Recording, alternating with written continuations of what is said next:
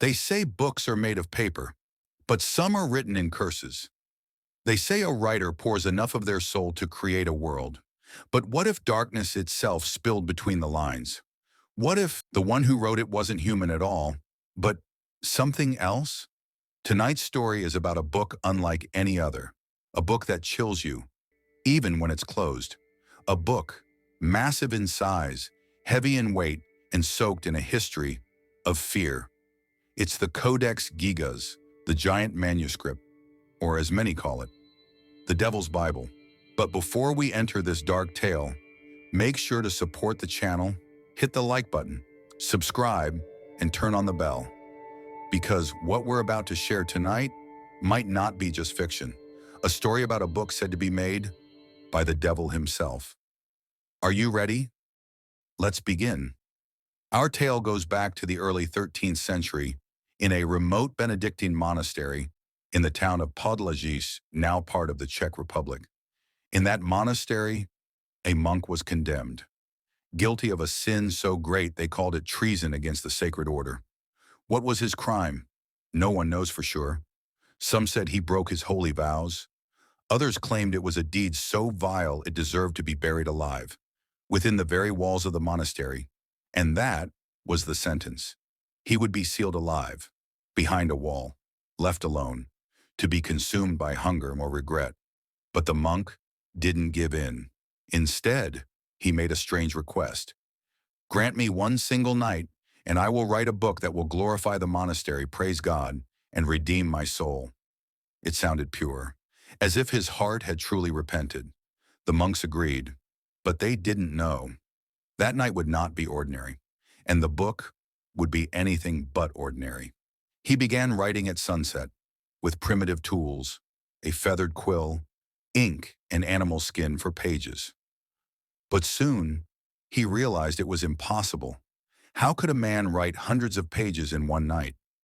How could he copy the Old and New Testaments, medical texts, magical spells, prayers, incantations, kingdom histories, and religious records, all in a few hours, in a moment of desperation? He knew time was running out. The ink was drying. The curse was closing in. He sat in the darkness of his cell and cried out, not a prayer, but something else.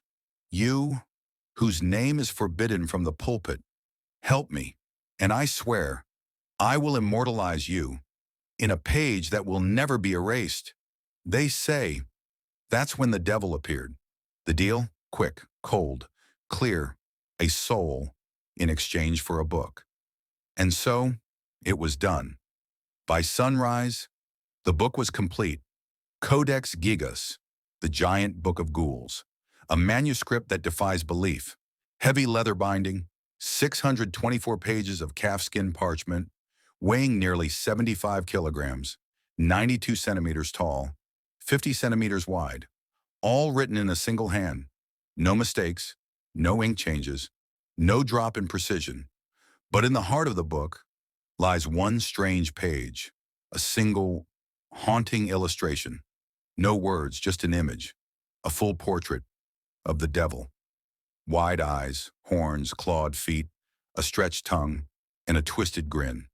No explanation, no caption, just one image of the king of hell, in what was meant to be a holy book.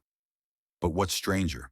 The page directly opposite contains a prayer for divine forgiveness, as if the monk placed his fate between two forces, God and the devil, and the reader must choose the path.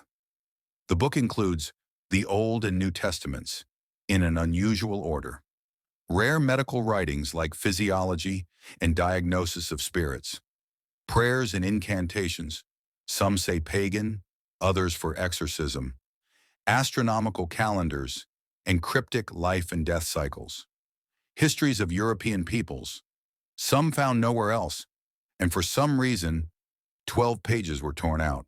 No one knows who removed them, or when, or why. Some say they contained a summoning ritual. Others believe a formula for immortality. The truth? No one knows. After the book was finished, the monastery began to suffer. Mysterious fires, sudden deaths, whispers in the night.